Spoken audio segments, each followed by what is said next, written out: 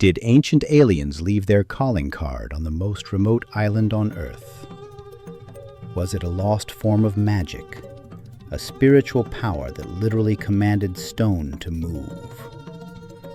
Or did an entire civilization sacrifice their world, cutting down every last tree just to honor their ancestors? For centuries, these silent stone giants have stared out over the Pacific, and their very existence has felt like an impossible question. How could a tiny, isolated society with no wheels, no large animals, and no metal tools carve and move roughly 900 of these statues, some weighing as much as a blue whale? The mystery of the Moai of Rapa Nui, or Easter Island, has baffled the greatest minds and fueled the wildest theories. We've been told a story of self-destruction, of a people who recklessly destroyed their own paradise. We've heard whispers of extraterrestrial engineers, but the truth is more shocking and, frankly, far more impressive than any of the legends. Today, we're going to uncover how an ancient people achieved the impossible. To understand the how, you first have to get the where.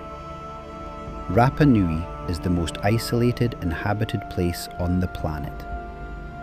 It's a tiny triangle of volcanic rock more than 2,000 miles off the coast of Chile and over 1,000 miles from the nearest Polynesian island. Today, getting there is a 5-hour flight. For its first inhabitants, it was one of the most daring voyages in human history. Sometime around the 12th century, master Polynesian navigators arrived in canoes after weeks at sea. They found an island paradise, lush with giant palm trees and teeming with bird life. They called it the navel of the world. For hundreds of years, they lived in total isolation, developing a culture that was complex and utterly unique. It wasn't until Easter Sunday, 1722, that a Dutch explorer named Jacob Roggeveen stumbled upon the island, giving it the name we use today, Easter Island. What he and his crew found was mind-boggling. A landscape dotted with hundreds of colossal stone figures, and a people who seemed to have no memory of how they got there. The island Roggeveen saw was mostly treeless, a stark contrast to the paradise the first settlers discovered. This contradiction, an incredible achievement on a barren island, gave birth to a mystery for the ages. So, before we get to how they moved, what are they? The Moai are monolithic statues, meaning each one is carved from a single chunk of stone. About 95% of them were carved from the solidified volcanic ash, or tuff, of one quarry, the volcano Rano Raraku. In this quarry, hundreds of statues are still frozen in time. Some are still attached to the rock, while others stand half buried on the slopes, almost as if the workers just dropped their tools and walked away. And these are not just heads. That's a huge misconception, thanks to famous photos of the statues at Rano Raraku that were buried to their shoulders by centuries of erosion. Excavations have revealed that all Moai have full bodies. One of the tallest ever erected, a statue named Paro, stood nearly 33 feet high and weighed a staggering 82 tons. So, why build them? The Moai are believed to be the living faces of deified ancestors. They were monuments to powerful chiefs and important figures, erected on stone platforms called ahu, which often served as family tombs. To the Rapa Nui people, these statues were filled with a sacred, spiritual essence called mana. They were almost all positioned with their backs to the sea, watching over their villages, protecting the living. There are a few fascinating exceptions, like the 7 Moai at Ahu Akivi, which face the ocean, possibly as a guide for sailors. The bigger the statue, the more mana and prestige its clan had, sparking a competitive drive that pushed their skills to the absolute limit.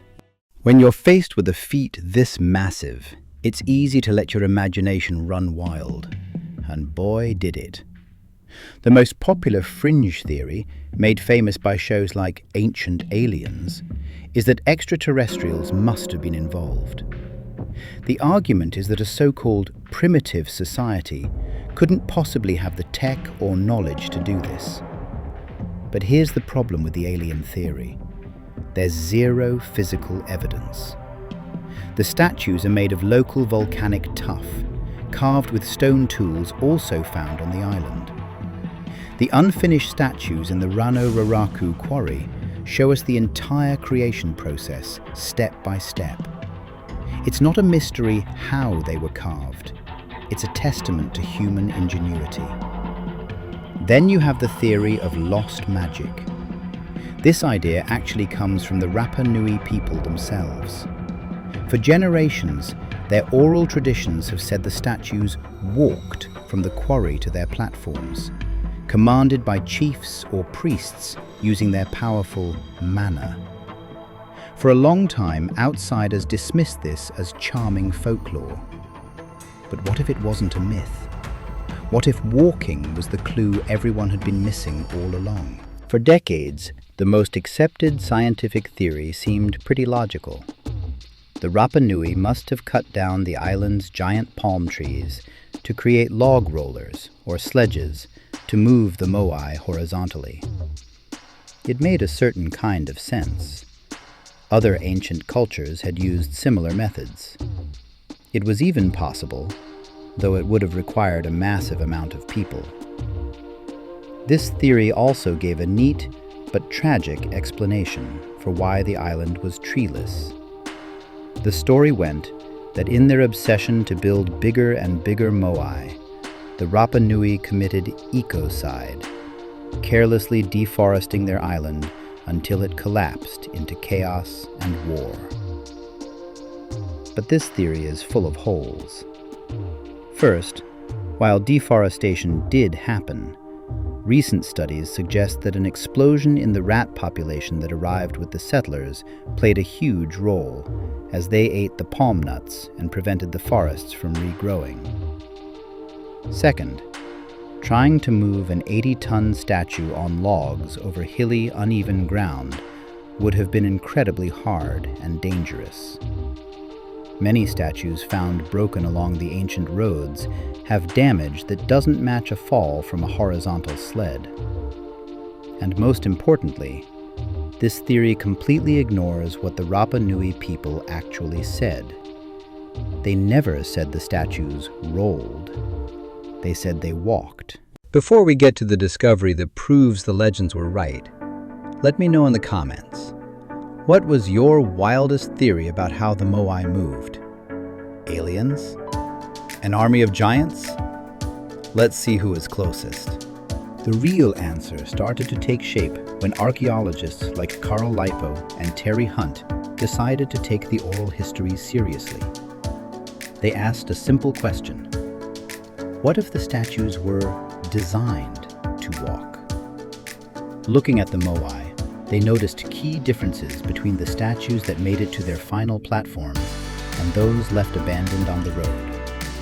The road Moai had wide, D-shaped bases that were curved, not flat. Their center of mass was designed to make them lean forward. But the statues that were successfully installed on platforms had their bases chiseled flat.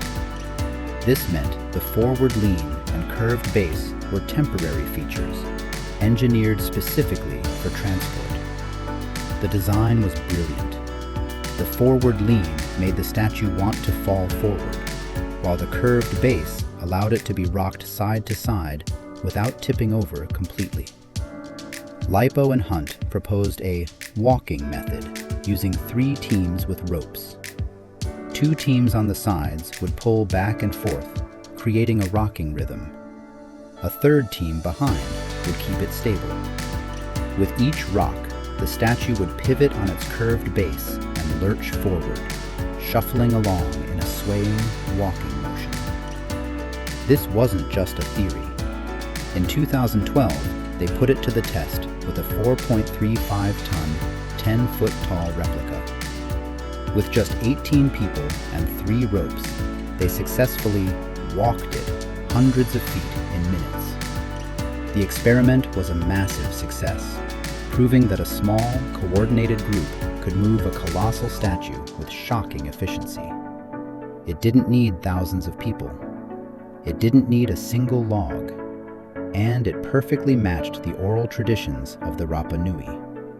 The statue's walking wasn't a metaphor. It was a literal description of an incredible feat of engineering. For centuries, the world looked at Easter Island and saw a story of failure, a cautionary tale about a society that destroyed itself. Wild theories about aliens and magic were used to explain what seemed impossible, because it was easier than believing that an ancient Polynesian culture could be that brilliant. But the real story is one of human ingenuity at its absolute finest. The Rapa Nui didn't need aliens. They had something far more powerful: generations of knowledge, a deep understanding of physics, and the collaborative spirit to make stone giants walk. The mystery of the Moai isn't really a mystery anymore. It's a profound example of how ancient people, with simple tools and brilliant minds, achieved the impossible. Rapa Nui isn't a story of collapse. It's a testament to the genius of one of the most isolated and resilient cultures in human history. If you enjoyed uncovering this mystery with us, please give this video a thumbs up, subscribe for more deep dives into history's greatest puzzles, and hit that notification bell so you never miss an update. Thanks for watching.